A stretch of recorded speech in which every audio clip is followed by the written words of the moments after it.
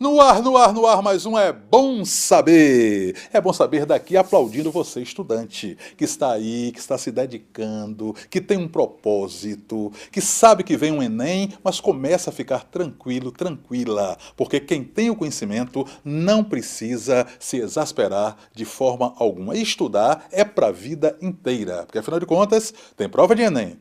Tem prova de vestibular, concursos, mas tem prova de vida a toda hora e a todo momento. É ou não é?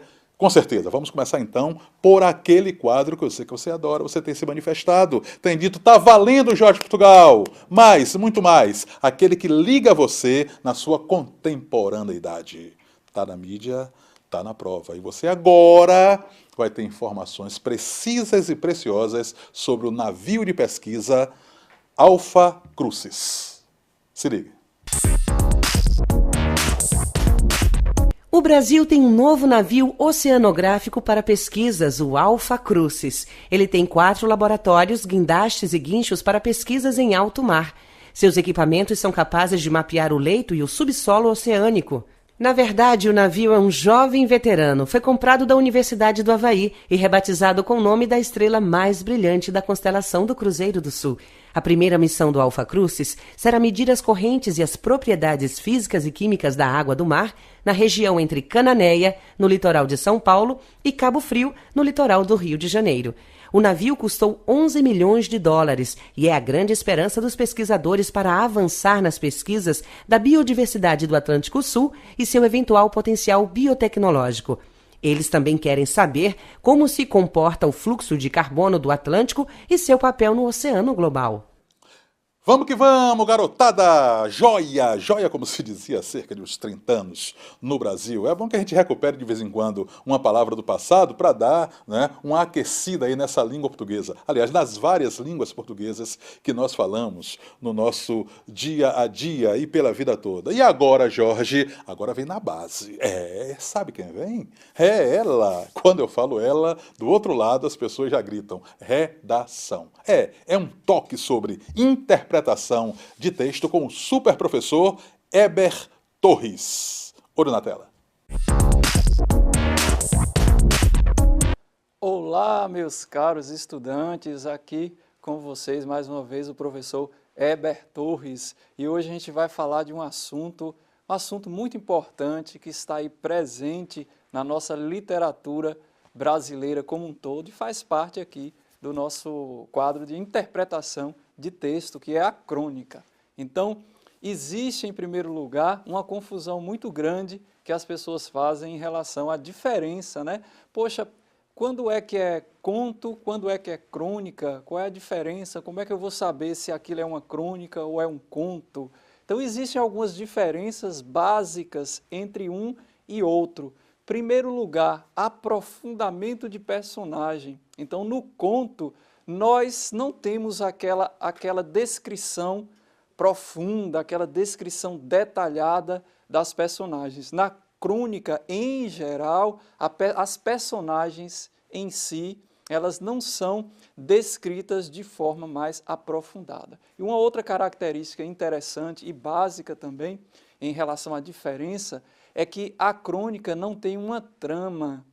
Então, uma característica, uma diferença básica aí. Por quê? Porque o conto ele possui uma trama, existe um conflito e a crônica não. Ou seja, a crônica é um relato, uma experiência, um apanhado ali de algo do dia a dia, né? do nosso cotidiano, enfim. E serve, em geral, para quê? Para, a partir daquele fato do cotidiano, se fazer uma reflexão.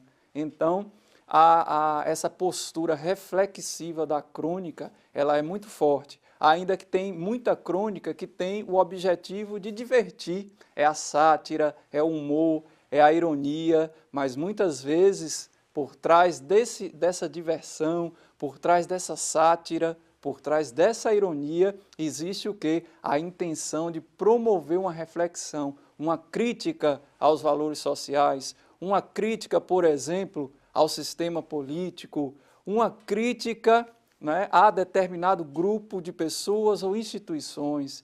Então, mesmo que, né, a gente não tenha a reflexão na crônica ali à tona, expressa, mas nas entrelinhas, pode haver essa função. Vamos aqui, tá certo? Ler um trecho de uma crônica maravilhosa, A Complicada Arte de Ver, de Rubem Alves, e aí vocês vão, né, a gente vai ter um exemplo prático em relação a isso, ok?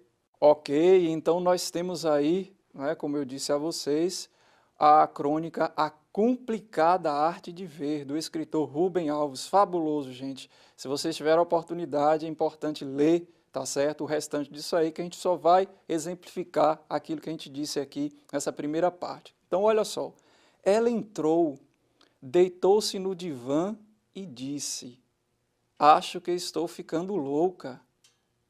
Eu fiquei em silêncio, aguardando que ela me revelasse os sinais de sua loucura. Um dos meus prazeres é cozinhar. Vou para a cozinha, corto as cebolas, isso é ela dizendo, né? Os tomates, os pimentões, é uma alegria. Entretanto, faz uns dias, eu fui para a cozinha para fazer aquilo que já fizera centenas de vezes, cortar cebolas. Ato banal, sem surpresas. Mas, cortada a cebola, eu olhei para ela e tive um susto. Percebi que nunca havia visto uma cebola. Olha que coisa, não é? Aqueles anéis perfeitamente ajustados, a luz se refletindo neles. Tive a impressão de estar vendo a rosácea de um vitral de catedral gótica. Beleza? Então, aí como nós já podemos ver aí no início desse texto, nós temos duas personagens com um fato do dia a dia, provavelmente um consultório aí de psicanálise. E a paciente chega e diz: acho que estou ficando louca, porque eu percebi algo a mais numa cebola, aquele elemento do dia a dia, do cotidiano, da rotina, porque a rotina cega a alma, não é? Ela cega os olhos, cega a alma, e de repente deu-se um insight, e aí eu percebi a beleza de uma cebola. A partir disso aí, ele vai fazendo reflexões da importância do ato de ver, da mágica que é esse ato de ver, e como diz o título, a complicada arte de ver, porque para ver é preciso arte. Por quê? Porque a rotina, ela cega o ser humano. Então ele não vai detalhar muito essas personagens, né? O analista e a paciente. Ele vai se focar naquele fato ali para gerar uma reflexão a partir desse processo tão fabuloso, né, na nossa vida, que é a arte de enxergar, ou seja, a arte de ver principalmente a beleza das coisas e a beleza da vida. Bom demais, é preciso que você treine interpretação. Não é só ficar numa explicação e depois jogar na gaveta, tá bom? Sua prova toda é uma prova de interpretação. Quer seja uma questão de geopolítica, quer seja uma questão de ciências da natureza, você vai ver que a interpretação ali é fundamental. E é um treinamento de leitura, de percepção, das sutilezas, não é? E até de algumas armadilhas que a questão pode explorar, que o enunciado pode explorar. Portanto, estude muito interpretação, tá bem? Estude muito, porque na vida, para as grandes conquistas, só há um caminho, o caminho da educação.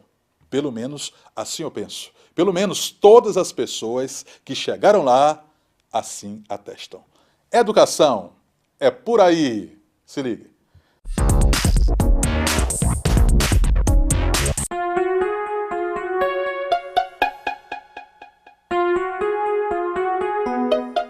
Eu sempre desenhei, sempre pintei. Isso era uma arte que acho que já foi um dom.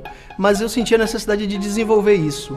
Então, o mecanismo para isso realmente era uma escola especializada. E para isso eu tinha que concluir o ensino médio, né, que era o ensino o regular, e então entrar numa faculdade. Então o que eu fiz? Eu fiz um teste de aptidão, entrei para a Universidade Federal e daí eu passei a conhecer materiais, pessoas que faziam o mesmo que eu fazia, que gostava.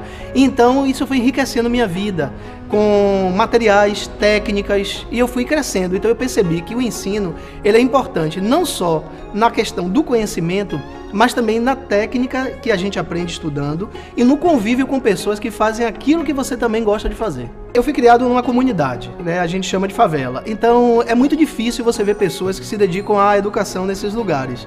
Mas sempre tem um vizinho que estuda mais, que lê mais no final de semana. E eu tinha um vizinho que estimulava muito os filhos a estudar.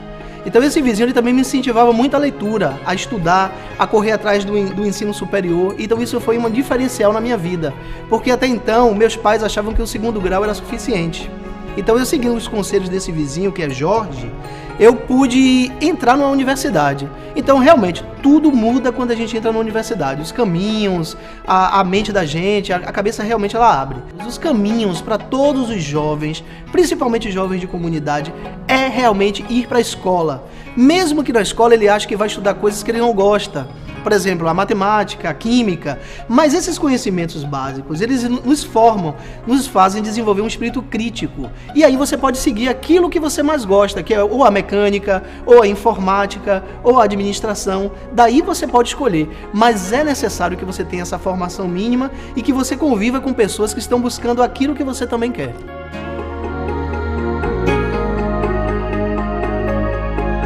Quando eu estava ensinando arte na escola, para fazer isso ficar interessante, eu não usava só a questão do quadro. Eu procurava fazer um diferencial. E hoje todo mundo tem acesso a celular que tira foto, máquinas fotográficas, computadores, uma série de coisas. Então eu peguei esse mundo novo virtual e inseri no meu processo de educação. Então o que é que acontecia? Os meninos faziam experiência em muros, por exemplo.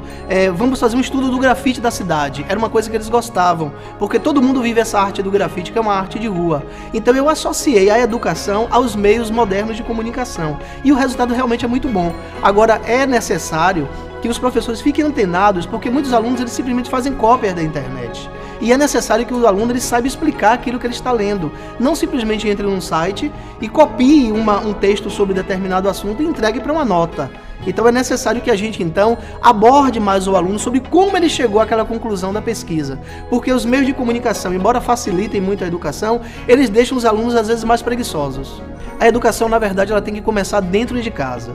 E, infelizmente, nós estamos com um problema de desestrutura familiar. A sociedade está passando por uma fase em que as pessoas estão perdendo esse aconchego doméstico.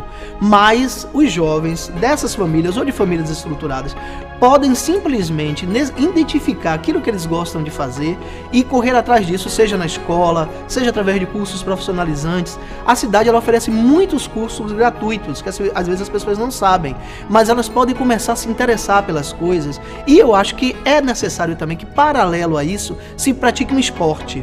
Porque o esporte ele vai estimular você, vai preparar o seu corpo, vai deixar você mais apto para realizar aquela atividade que você escolher. Queira muito primeiro. Aquilo que você definir para a sua vida profissional, você tem que querer. Aí sim você vai poder.